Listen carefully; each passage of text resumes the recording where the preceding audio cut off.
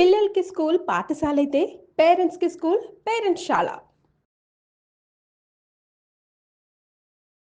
నమస్తే శ్రీ మాత్రే నమః శ్రీ గురుభ్యో నమః.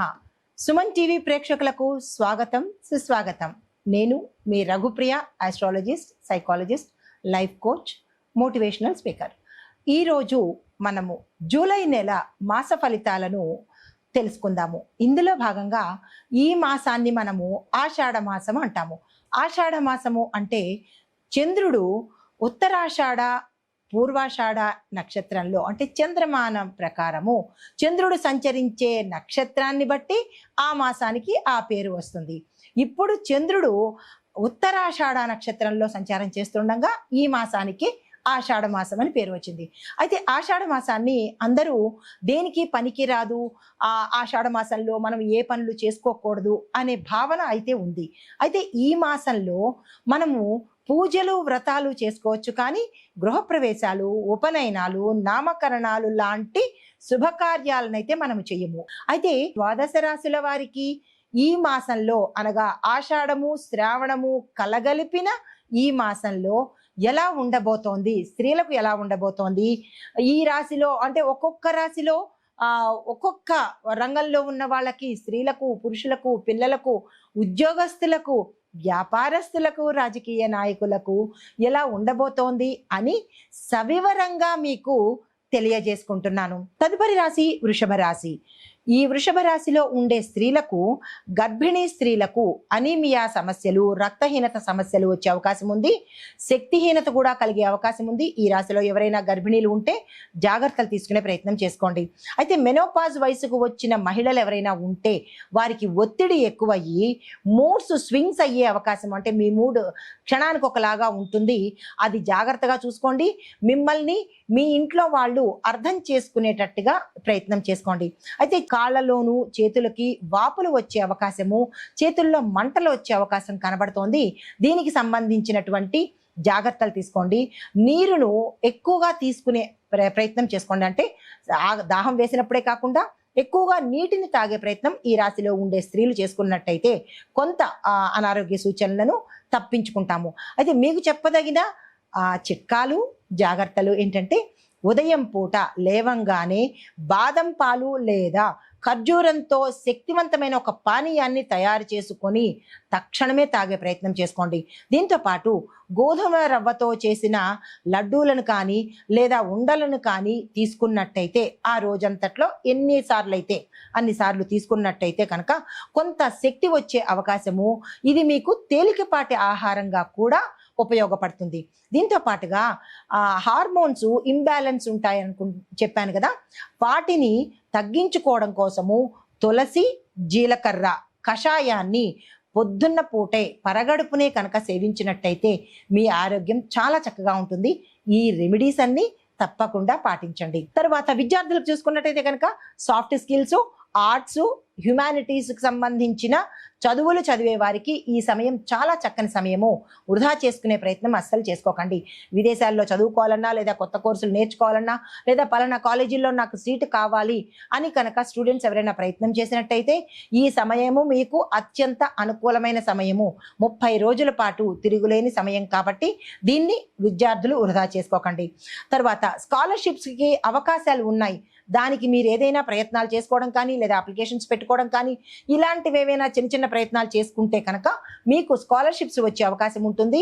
ఆ దిశగా ప్రతి విద్యార్థి, అర్హత కలిగిన విద్యార్థులు ప్రయత్నం చేసుకోండి. దీనికి మీకు మీ ఉపాధ్యాయులని సపోర్టుని తీసుకునే ప్రయత్నం చేసినట్టయితే కనుక కొంత సానుకూలంగా ఉండే అవకాశం కనబడుతోంది. ప్రతి స్టూడెంటు దీన్ని గుర్తుపెట్టుకోండి.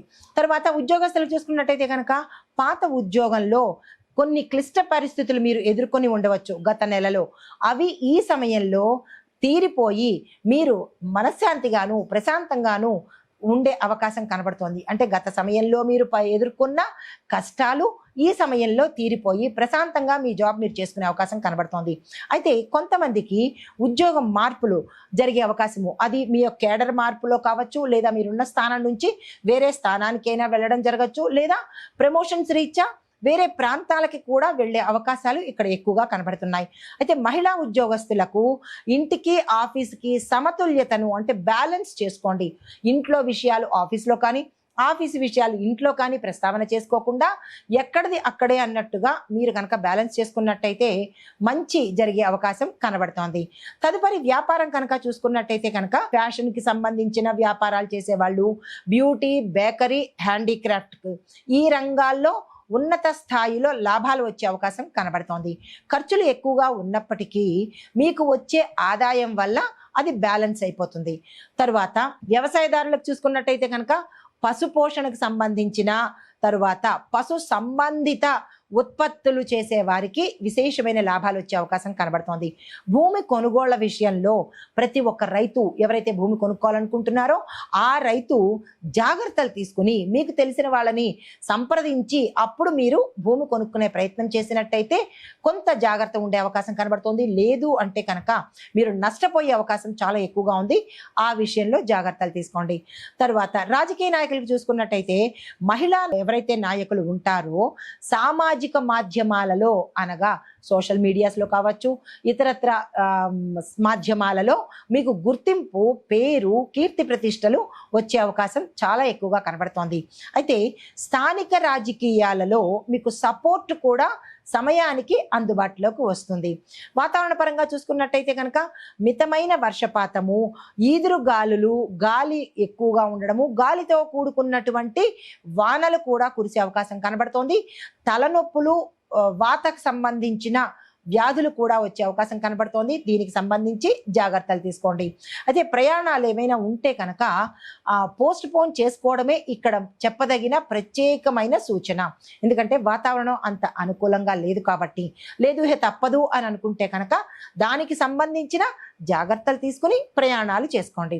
కుటుంబపరంగా చూసుకున్నట్టయితే కనుక తల్లిదండ్రుల ఆరోగ్య విషయంలో శ్రద్ధ తీసుకోవడం తప్పనిసరి. అయితే పిల్లల చదువులకి తరువాత స్నేహ సంబంధాలు, మీ పిల్లలు ఎవరితో స్నేహం చేస్తున్నారు, ఎటువైపు వెళ్తున్నారు అనే అంశాన్ని ఇక్కడ తల్లిదండ్రులు గమనించుకోవాల్సిందిగా ప్రత్యేకంగా చెప్పడం జరిగింది. అయితే భార్యాభర్తల మధ్య పరస్పరం గౌరవం పెరగడంతో పాటు ఒకరికొకరు సమన్వయంగా అర్థం చేసుకున్నట్టయితే కనుక ఈ నెలలో ఎటువంటి గొడవలు రాకుండా సామరస్యంగా ఉండబోతోంది. అయితే పరిహారంగా మీకు చెప్పదగినది ఏంటంటే కనుక మహాలక్ష్మి అమ్మవారికి వెండి పాత్రలో పాలను నైవేద్యంగా పెట్టడంతో పాటు అమ్మవారి విగ్రహాన్ని వెండి పాత్రలో, వెండి పళ్ళెల్లో తీసుకుని పాలను అభిషేకం చేస్తూ పాలను నైవేద్యంగా పెట్టండి. అంటే అమ్మవారికి పాలతో అభిషేకంతో పాటుగా పాలను నివేదన చేసుకోవడం ఒక పరిహారము. మరి ఒకటి, ఒక చిన్ని మంత్రాన్ని ఇస్తున్నాను, అది తప్పనిసరిగా మీ వెసులుబాటును బట్టి చదువుకునే ప్రయత్నం చేసుకోండి.